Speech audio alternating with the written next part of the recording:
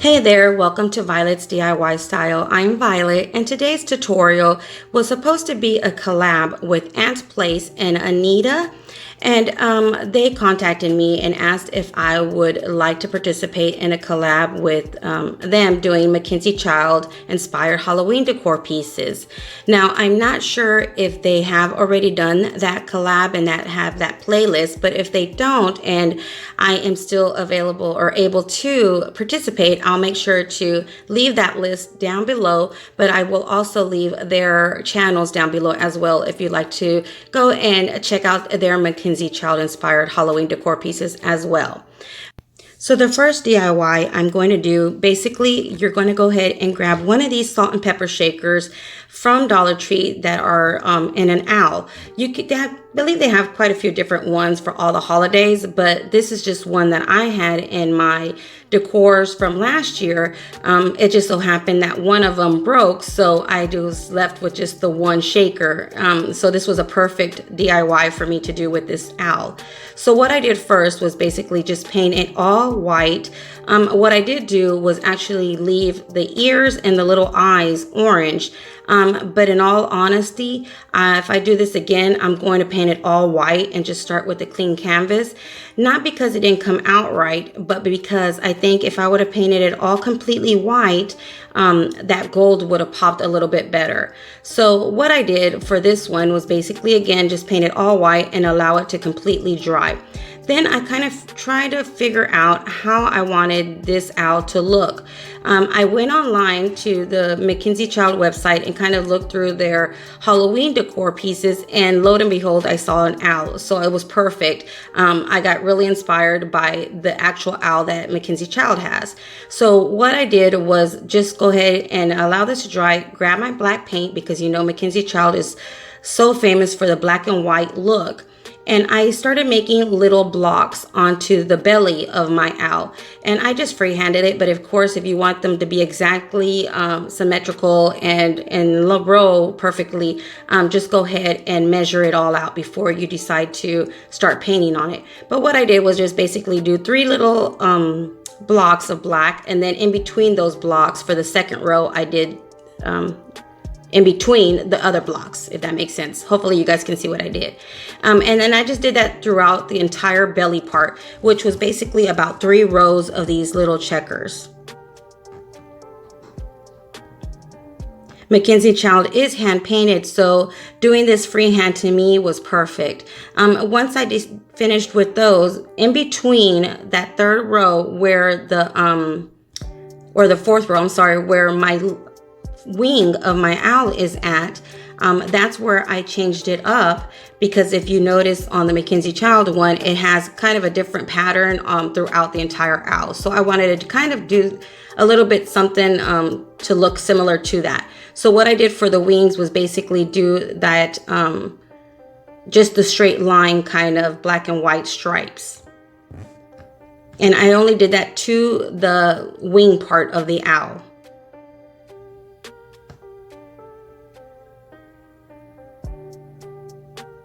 And then you can see I add another little square of black paint right there underneath the wing, just to kind of make it look cohesive and throughout the belly part of those checkers. So I turned it around and did the other wing the same way.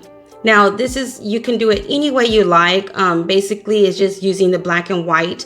Sometimes McKenzie Child does add really pretty bright flowers onto her decor pieces as well.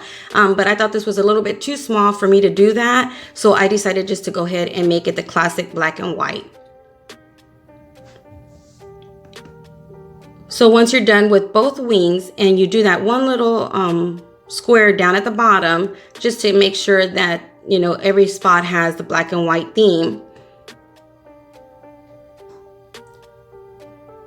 you're going to go ahead and kind of do the back part of it. And the way I did the back part of it was I did the stripes, and I did the stripes the opposite way of my wings, if that makes sense. So basically what I did was just go from the ear down.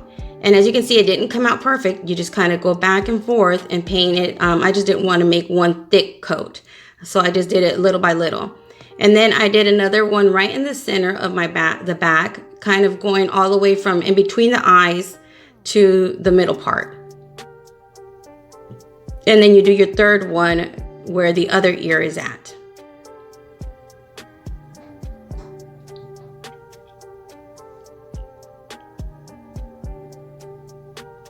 And I think this is a perfect decor piece, not just to stand alone, but even for those tier trays, because it is a salt and pepper shaker.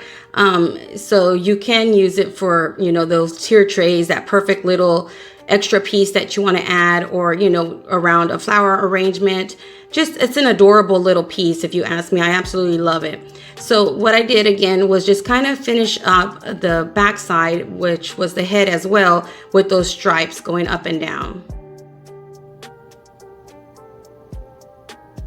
So once all that was dry, then I grabbed my Martha Stewart, gold paint, and I started painting the eyes and the ears, because that's kind of the way the look was on McKenzie Child. But like I said, if I was gonna do this again, I would paint it all completely white, because I did have to give it a good 4 coats and allow it to dry in between each one of the coats in order for me to get that gold look around the eyes and ears and my little feet. And as you can see, the little feet turned out bright gold with just 2 coats of the gold paint. But it came out absolutely adorable. I love the way this turned out once I was completely done with it. So once you're done and all your gold paint is dry, go ahead and just get a little dot of black paint and make the eyes again right in the center of the little pupil. Or if you don't want to make them black, you can also make them white. It's totally up to you. You can even get a Q-tip and just clean them up and leave that orange kind of popping through there as well. So there's completely different options that you can do for that. So once that was drying, I went ahead and went to my second project, which was one of these candy trays, and it's one of the plastic candy trays you can get at Dollar Tree that I had already spray painted white, the bottom part of it. So what I decided to do was just go ahead and use it the way it was and start making the black checkers around it as well. So just the top part, I made the black checkers the same way, kind of just leaving a space, making another black one, and going around the entire bottom part of my little tray. And you can do the same process using the candle holders, the glass voter candle holders, a bowl if you want to from Dollar Tree. But like I said, I already had it. I actually had this in my fall decor as well. So it was perfect because it was already spray painted white. So again, just go ahead and continue adding your black checkers to the bottom of your tray or your little dish.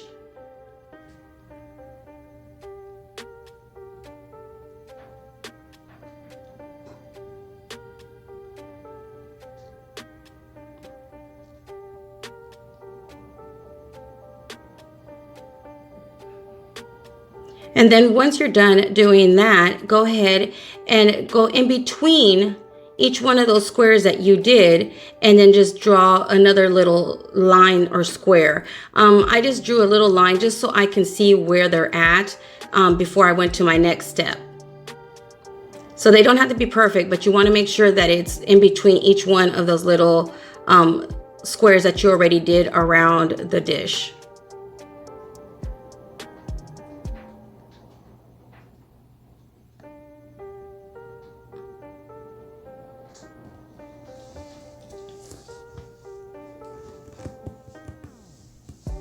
And then once I did all of those, I went ahead and started painting all the way from the inwards where the little handle part is at, all the way to where I painted that square.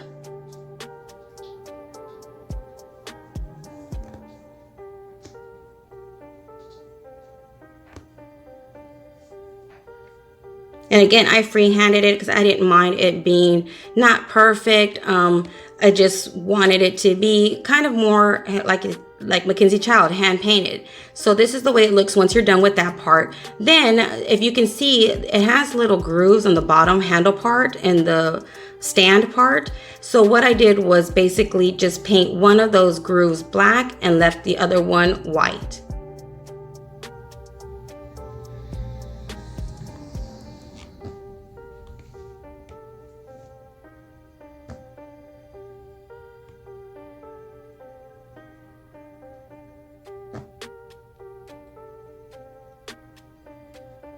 And then when you're done with that, go ahead and grab your gold paint again, and then just kind of do that gold line in between your black and white checkers. And then allow it all to completely dry. So once it was all completely dry, what I decided to do was grab a bright color, and I didn't have any orange ribbon that I liked or was thick enough that I wanted it to be. So I decided to go ahead and use this lime green ribbon. And you just go ahead and add a little bit of glue and then wrap it around your entire dish right where the edge of that black and white start. And again, you can add any bright color you like, just to give it that extra pop, just like McKenzie Child, or you can paint flowers on this one as well if you like. But again, I just wanted to keep it a little bit more simple, so I just went ahead and used the ribbon. So once you're done wrapping it all around, what I do is I just kind of fold that edge just to give it more of a cleaner look and more finished look, and then I glue it onto the other end of my ribbon.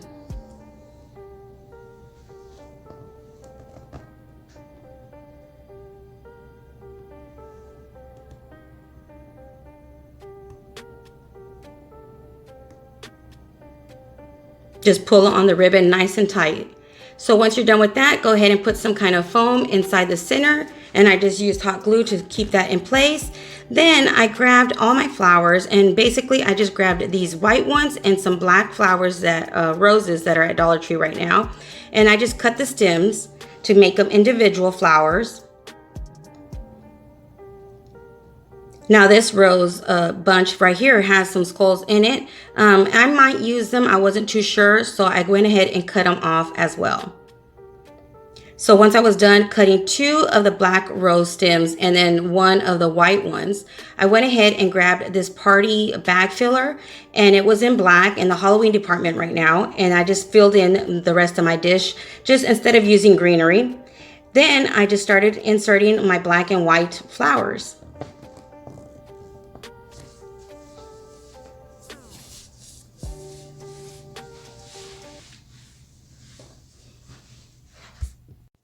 So as you can see, you don't need a lot of flowers, just depending on how many or how full you want your decor piece to look.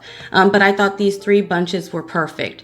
So this right here is going to go on my coffee table. I thought it was a perfect size and the perfect height for a coffee table. But again, you can place it anywhere you like in your home. So once you're done adding all your flowers and you like the way it looks, basically you can leave it as is. I decided to go ahead and add these little skulls to make it more Halloween style. But then after I added these skulls, I thought, well, I have some Halloween wood witch hats that I had purchased from Dollar Tree as well this year. So what I decided to do instead was grab one of these witch hats, and again, I painted it white. And then I just gave it a really quick paint brush kind of technique. I don't want to say it was a dry brush, but it was a really light white paint coat that I did. Then I just grabbed my permanent marker and I started drawing the lines. And if you don't want to use a permanent marker, you can use paint as well. But I just figured, why not? It's a little piece of wood stick, and I've used these permanent markers on these pieces of wood decor pieces before, and I know it stays really good. So I just went ahead and decided to use the permanent marker.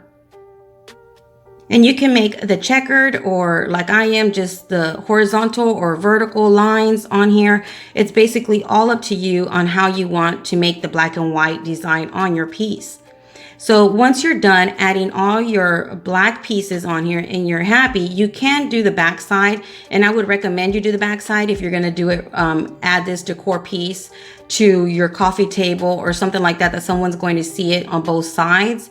When I was making this, I was thinking of putting it, or I still am thinking of putting it in my entryway. So you're not going to see the back of this hat. So I left it just as is. So once you're done, again, adding all your black stripes or whatever way design you feel like adding your black to your hat, go ahead and grab some gold paint or gold marker like I'm going to do, and then you're just going to go ahead and start highlighting this hat as well with the gold.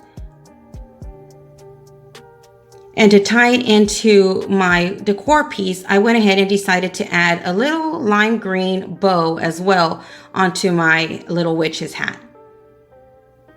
So I just went ahead and made a bow with the same ribbon that I glued around my display. And I just added it to my wood piece with some hot glue. And then what I did in order for me to stick it into my arrangement is I actually used one of the stems from my flowers and just glued it onto the back of my hat. And you'll see me do that after I do my little decoring or adding on my gold to my hat. And I think that gold just adds that perfect, touch of gold, the glam. So this is perfect farmhouse or glam. So here I am just adding the glue to my little stick. And then I'm just going to glue it to the back and attach it to my witch hat. Make sure it's completely dry. And then I inserted it in the center of my floral arrangement. So when I added it in there, I thought the skulls was just a bit too much for me. So I went ahead and removed them and just left the witch's hat. And there you have it, 2 adorable McKenzie child inspired Halloween decor pieces. So what do you guys think? Until next time, you guys stay blessed. Bye.